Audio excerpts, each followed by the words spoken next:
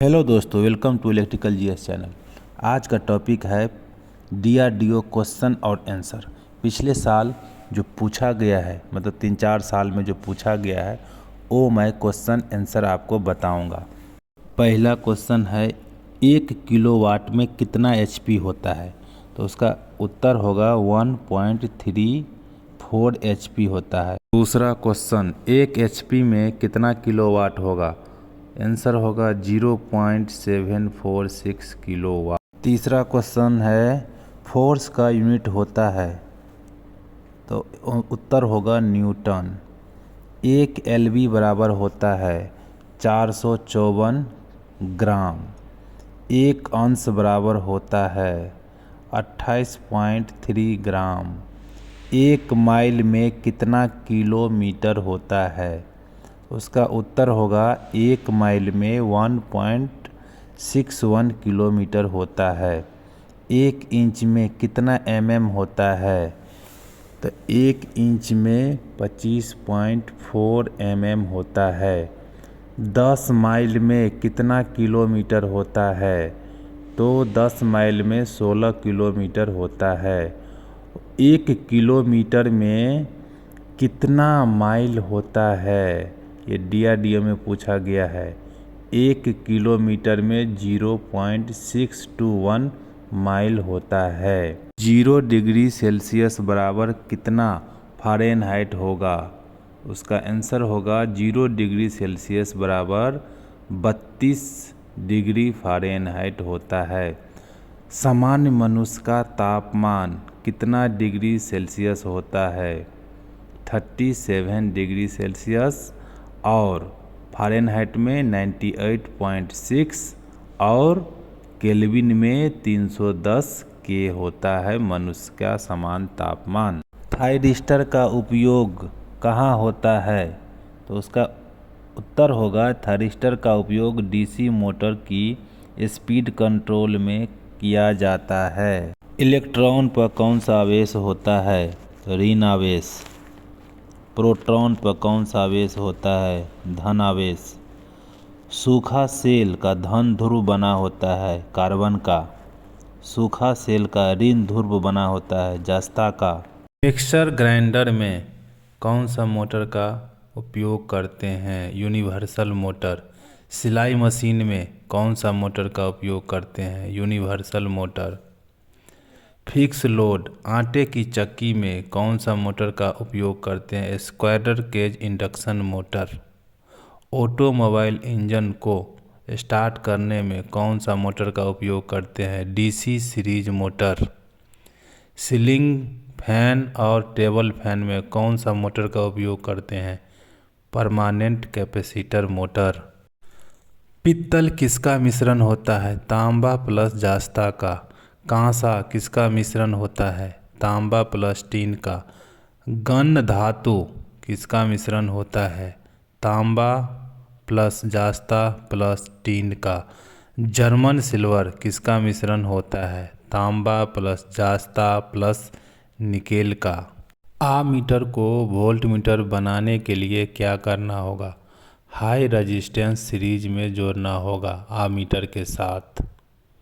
Voltmeter को ammeter बनाना है तो क्या करना होगा।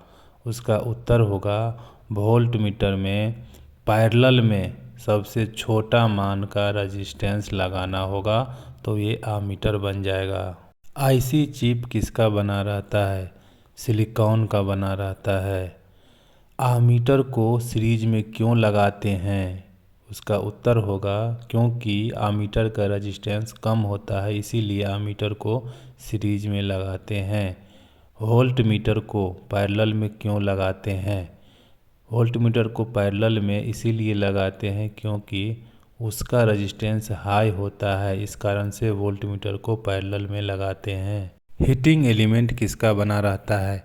तो नाइक्रोम का। विद्युत बल्ब के अंदर कौन सा गैस भरा रहता है। तो एक निष्क्रिय गैस भरा रहता है। एम्पियर सेकेंड आवेश का मात्रक होता है। विद्युत ऊर्जा किसमें मापते हैं। तो kWh किलोवाट आवर में विद्युत ऊर्जा को हम मापते हैं। त्वरित चालक लाइटिंग अरेस्टर में कौन सा तार का उपयोग किया जाता है? तो तांबा वायर। लाइटिंग अरेस्टर में तांबा वायर का उपयोग किया जाता है। इलेक्ट्रिकल एनर्जी को kWh में मापते हैं। ऑटोमोबाइल गाड़ी में कौन सा बैटरी का उपयोग होता है? तो लीड एसिड बैटरी का उपयोग होता है। छैनी चीजेल जो होता है किसका बना रहता है? हाई कार्बन स्टील का बना रहता है। जनरेटर का काम क्या होता है? मैकेनिकल एनर्जी को इलेक्ट्रिकल एनर्जी में बदलता है। ट्राई स्क्वायर का एंगल कितना होता है? 90 डिग्री का एंगल होता है ट्राई स्क्वायर का। 1 HP बराबर कितना वाट होता है? 746 वाट। 1 HP में 746 वाट होता है। स्क्राइबर का क्या काम होता है? तो स्क्राइबर का काम होता है मार्किंग टूल, मतलब मार्किंग करने के लिए स्क्राइबर का उपयोग करते हैं। ट्रांसफार्मर कौन से सिद्धांत पर काम करता है? म्यूचुअल इंडक्टेंस पर काम करता है।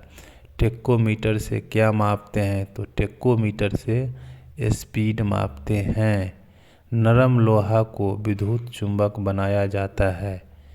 नरम लोहा को विद्युत चुंबक बनाया जाता है। हैक्सॉ ब्लेड किसका बना होता है? हाई कार्बन स्टील या हाई स्पीड स्टील का हैक्सॉ ब्लेड बना होता है। रिविट एक परमानेंट जॉइंट है। ट्रांसफार्मर का रेटिंग kVA में होता है।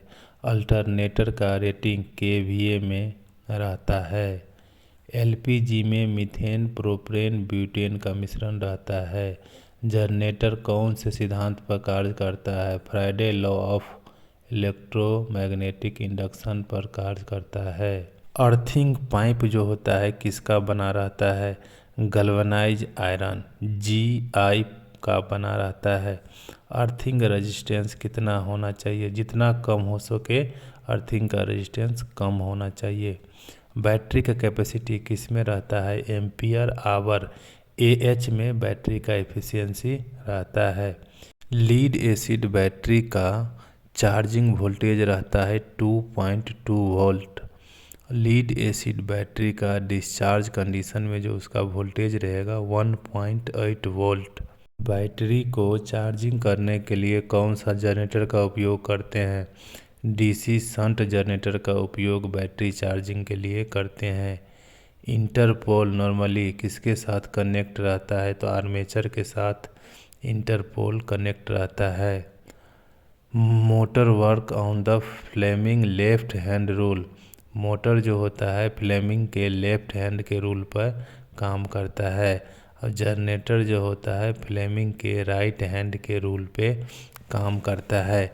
ध्यान रखिएगा, मोटर जनरेटर में मोटर होता है फ्लेमिंग के लेफ्ट हैंड के रूल पे काम करता है और जनरेटर जो होता है फ्लेमिंग के राइट हैंड के रूल पे काम करता है। इम्पोर्टेंट क्वेश्चन बता रहा हूँ। बैक EMF किसका अपोज करता है? तो अप्लाई वोल्टेज का अपोज करता है बैक EMF। लिफ्ट में कौन सा मोटर का यूज करते हैं? तो DC सीरीज मोटर का। स्टार्टर का काम क्या होता है? स्टार्टर का काम क्या होता है? Reduce the current. करेंट को कम करने के लिए स्टार्टर का उपयोग करते हैं। ट्रेन में कौन सा मोटर का उपयोग करते हैं? DC सीरीज मोटर का उपयोग करते हैं। इंडक्टेंस का यूनिट क्या होता है? तो हेनरी होता है। 3 फेज मोटर में रोटेशन डायरेक्शन कैसे बदलते हैं? कोई भी 2 फेज को आपस में चेंज करने से 3 फेज मोटर का डायरेक्शन चेंज होता है। फेज को हमेशा स्विच के साथ कंट्रोल करना चाहिए। लो वाट बल्ब का रेजिस्टेंस हमेशा अधिक होता है। MC टाइप आमीटर या वोल्ट मीटर को केवल हम DC में यूज करते हैं। ध्यान रखिएगा, MC मतलब मूविंग कॉइल टाइप का आमीटर या वोल्ट मीटर होगा वो केवल DC में ही यूज करते हैं। MI moving iron type ammeter या वोल्ट मीटर होगा वो दोनों में यूज करते हैं। AC और DC दोनों में यूज करते हैं। वोल्ट मीटर को रेंज बढ़ाने के लिए हाई रेजिस्टेंस सीरीज में जोड़ते हैं। ध्यान रखिएगा, वोल्ट मीटर को रेंज बढ़ाने के लिए हाई रेजिस्टेंस को सीरीज में जोड़ते हैं। ट्रांसफार्मर फ्रीक्वेंसी को चेंज नहीं करता है। ट्रांसफार्मर केवल वोल्टेज को चेंज करता है। ट्रांसफार्मर किसको किसको चेंज नहीं करता है? फ्रीक्वेंसी और पावर को ट्रांसफार्मर चेंज नहीं करता है। एक्साइटर का उपयोग कहाँ होता है? तो अल्टरनेटर में एक्साइटर का उपयोग करते हैं। एक्साइटर का रेटिंग होता है 100 से 250 वोल्ट, डीसी होता है। ट्रांसफार्मर का एफिशिएंसी कितना होता है? 98% ट्रांसफार्मर का एफिशिएंसी होता है। डिस्ट्रीब्यूशन ट्रांसफार्मर में कौन सा कनेक्शन किया रहता है? तो डेल्टा स्टार कनेक्शन किया रहता है डिस्ट्रीब्यूशन ट्रांसफार्मर में। 3 फेज मोटर में इसका फेज एंगल कितना होता है? तो 120 डिग्री एंगल पे 3 वाइंडिंग रहता है। 3 फेज मोटर में 120 डिग्री के एंगल पे 3 वाइंडिंग रहता है। स्क्वेलर गेज इंडक्शन मोटर का स्टार्टिंग टॉर्क क्या होता है? तो इसका स्टार्टिंग टॉर्क लो होता है। डायरेक्ट ऑनलाइन स्टार्टर कितने एचपी तक के मोटर में उपयोग करते हैं? तो 5 एचपी तक मोटर में DOL starter, direct online starter use करते हैं। Capacitor start capacitor run motor का यूज कहाँ करते हैं? तो रेफ्रिजरेटर में capacitor start capacitor run motor का उपयोग करते हैं। 3 फेज मोटर में यदि 2 फेज देंगे तो क्या होगा? वो नहीं चलेगा। 3 फेज इंडक्शन मोटर को स्टार्ट करने के लिए कौन सा स्टार्टर का उपयोग करते हैं?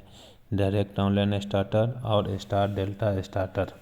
मेगर से क्या मापते हैं? तो उससे हाई रेजिस्टेंस मापते हैं। मेगर किसका किसका कॉम्बिनेशन है? जनरेटर और ओम मीटर का कॉम्बिनेशन मेगर है। एक टीवी टेक्नीशियन के पास क्या होना चाहिए? तो एक टीवी टेक्नीशियन के पास हमेशा मल्टीमीटर होना चाहिए। मल्टीमीटर या AVO मीटर। AVO का फुल फॉर्म होता है एम्पियर वोल्टेज और ओम मीटर होना चाहिए। बल्ब का फिलामेंट किसका बना रहता है?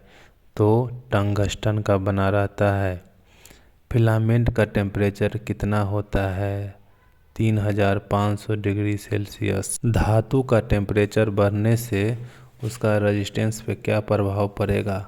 तो उसका रेजिस्टेंस भी बढ़ता है। आज के लिए इतना ही, और क्वेश्चन आंसर हम दूसरे वीडियो में आपको बताएंगे। वीडियो अच्छा लगा है तो मेरे चैनल को लाइक कीजिए, सब्सक्राइब कीजिए और दोस्त सबको शेयर कीजिए।